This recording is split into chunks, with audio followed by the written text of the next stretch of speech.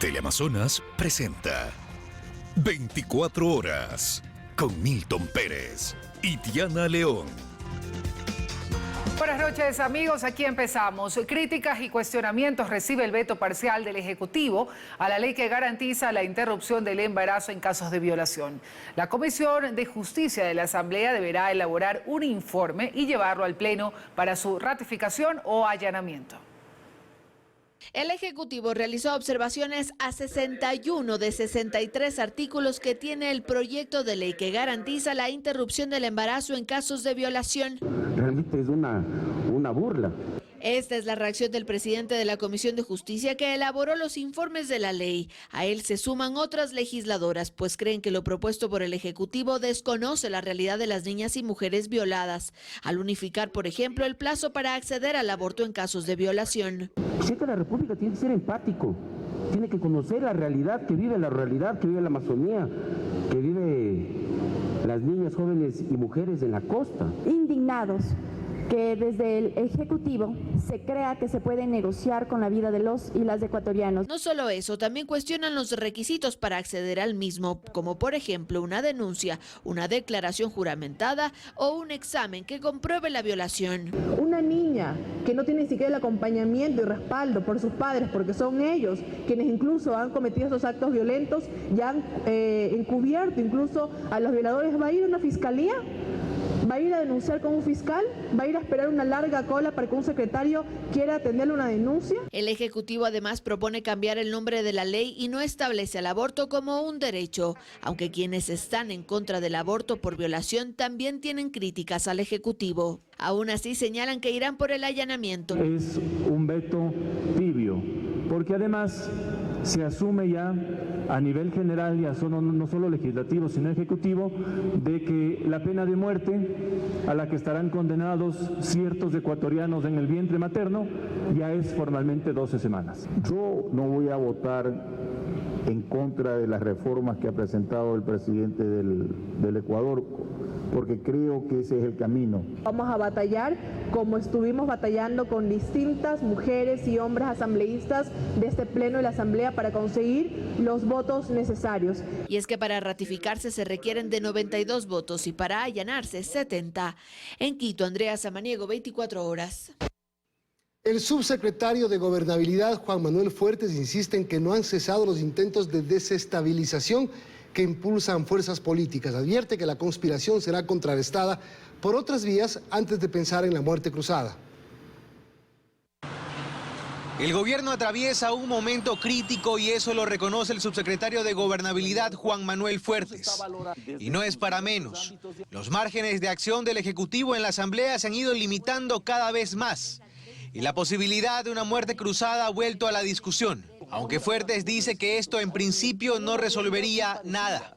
Porque las reglas electorales no han cambiado y muy probablemente el próximo gobierno, cualesquiera que este sea, encontrará un parlamento disperso, fragmentado. Más allá de las discusiones temáticas, la oposición denuncia a Fuertes. Intenta desde la Asamblea desprestigiar al gobierno en cada movimiento. Y es que los intereses particulares han copado la agenda de la legislatura, dice el analista político Hernán Pérez Luz. El nivel de hacer política en el Ecuador, en la cual el movimiento político de mayor representación en el Parlamento tiene como objetivo que se le limpie el récord policial a todas estas camarillas que están siendo investigados algunos y están condenados muchos otros y están prófugos. Adicionalmente, las amnistías otorgadas por la Asamblea Nacional abonan a este complejo escenario. Ayer en Pastaza hay una reunión de organizaciones indígenas y el señor Marlon Vargas, dirigente de la Confeniae, con absoluto desempacho, dice que van a continuar a retomar la lucha del 2019 y que si hay que seguir votando gobiernos, hay que hacerlos. Desde el gobierno se insiste en que hay una conspiración impulsada por el correísmo, parte de Pachacutic y el Partido Social Cristiano. Fuertes asegura que tienen evidencia de ello. Esto lo digo con seriedad, no desde la mediocridad de la paranoia política, ni mucho menos, sino reconociendo lo que por un lado es evidente ante todo el público y por otro información que todo gobierno, a través de sus órganos de inteligencia, recopila como información. Pero antes de hablar de muerte cruzada, agotarán sus cartas, sostiene, sin dar mayores detalles. No es del caso revelar cuál es la estrategia que el gobierno tiene prevista para contrarrestar estas conspiraciones. Que aunque el desafío es enorme, no todo está perdido, prefiere creer Hernán Pérez Luz. Ver la forma como se llega a acuerdos en la Asamblea, agotar las posibilidades, obviamente sin caer en las barbaridades de los chantajes y el reparto del Estado, eso es imposible. Pero al momento las fricciones sobran, la tensión aumenta y el futuro sigue siendo incierto. Así las cosas en la política nacional. En Guayaquil, Carlos Acoto, 24 horas.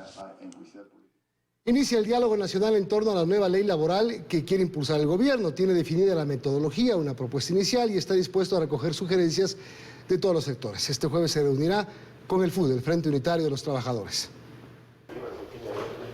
El objetivo del gobierno es aminorar la informalidad, generar empleo adecuado, fortalecer la seguridad social con nuevos aportantes y mejorar los ingresos en general de los ecuatorianos, dice Diego Ordóñez, que dejó la Asamblea para convertirse en consejero presidencial.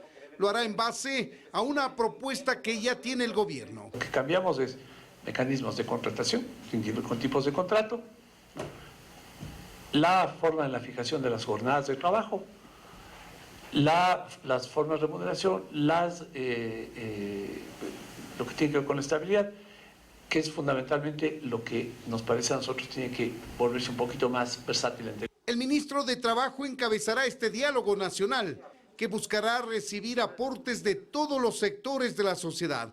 Empezará este jueves con el Frente Unitario de Trabajadores. Pero en las próximas semanas, en los siguientes días, vamos a continuar hablando con los jóvenes que necesitan y son los más urgidos, junto con las mujeres, de estas modalidades modernas de contratación, más flexibles. Seguiremos hablando con la academia, con las universidades. Diego Ordóñez aclaró, sin embargo, que el FUD será un sector más de diálogo, pues ellos representan a los trabajadores actuales que se rigen bajo el Código del Trabajo. Y la idea es crear una nueva ley laboral que coexista y rija para los que ahora no tienen empleo. ¿A nombre de quién hablamos? ¿Hablamos de los que tienen trabajo o hablamos a nombre de los que no tienen empleo? El gobierno está hablando a nombre de los que no tienen empleo. Respeta todos los derechos de los trabajadores, todos. 13º sueldo, 14º sueldo, vacaciones, fondos de reserva, afiliación a la seguridad social. El denominado diálogo nacional en materia laboral no tiene un tiempo definido para el debate de la sociedad civil. Tampoco tiene una fecha definida para remitir formalmente el proyecto a la Asamblea. En Quito, Freddy Paredes, 24 horas. Un testigo del caso Las Torres destapa comprometedoras conversaciones con su amigo, el ex gerente de Petroecuador, Pablo Flores, quien según los chats pedía dinero a cambio de gestionar los pagos a la empresa No Limit. El uso de su propia jerga delataría a los involucrados en esta trama de corrupción. Consta en el expediente del llamado caso Las Torres, pero poco se habla de las revelaciones de quienes fueran viejos amigos de familia, después cómplices, hoy enfrentados en la trama de corrupción que involucra a exfuncionarios de Contraloría, Petroecuador y la Secretaría de la Presidencia de la República en tiempos de Lenín Moreno. Nos referimos al exgerente de Petroecuador, Pablo Flores, a su asesor de entonces, Raúl de la Torre, y al empresario Roberto Barrera, tres personajes que se juntaron en 2018 para, supuestamente, gestionar pagos a la empresa No Limit, a cambio de dinero. Pablo Encalada, abogado del exgerente de Petroecuador, Pablo Flores, ha minimizado lo encontrado en los teléfonos de los involucrados y cree que buscan enlodar a su defendido, que se tomaron su nombre. Lo que hizo la justicia de Estados Unidos remite estos dos teléfonos en los cuales se evidencia que entre Raúl de la Torre y Roberto Barrera habían tratos y acuerdos corruptos, no solo con Petroecuador, no solo tomándose el nombre de Pablo Flores. Para el abogado de Roberto Barrera y su esposa, Flores estaba en la parte más alta de esta pirámide de corrupción. Era el poder en Petroecuador. Para que se efectivicen estos pagos es que Pablo Flores solicitaba la entrega de un porcentaje por el valor de cada una de estas planillas. Los chats revelan también una forma de trato distinta, una jerga propia para hablar de los temas que solo ellos sabían. Consta en las conversaciones. Al referirse a los zapatos azules tenían que ir a la aplicación Telegram para conversar. El nervioso era Pablo Flores, el librero, dinero. El empresario Roberto Barrera, procesado y condenado en Estados Unidos por lavado de dinero, y su esposa Marta Berresueta conocen a Pablo Flores en el ambiente familiar y desde hace varios años. Es por eso que se transformaron en los intermediarios de los supuestos pedidos de dinero de Pablo Flores a la empresa No Limit. Algunos de estos pedidos quedaron registrados en las conversaciones vía chat y otra de las entregas de dinero en efectivo también constan en el expediente. Barrera entregó su teléfono como evidencia y las conversaciones de los llamados zapatos azules o la plataforma Telegram no tenían rodeos. Esta captura es uno de los mensajes enviados por Pablo Flores a Roberto Barrera. El detalle de la factura, la fecha y el monto para el respectivo cálculo del porcentaje de beneficio. Más adelante, el monto exacto del beneficio por cada contrato que debía pagarse. Flores, dicen, tenía ganado su apodo de El Nervioso. Tenía mucha ansiedad por la realización de estos pagos. Y es que los pagos, según dice Barrera, a través de su abogado se estaban retrasando. La urgencia generaba dudas. Por eso Flores le insiste a Barrera por Telegram. Creo que nos están goleando a usted y a mí, y esto sería una ruindad.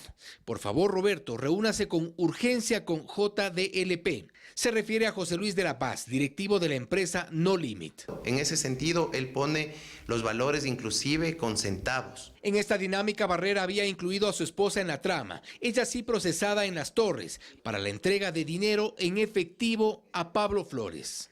Quien entregó ese dinero a Marta Berresueta fue Raúl de la Torre.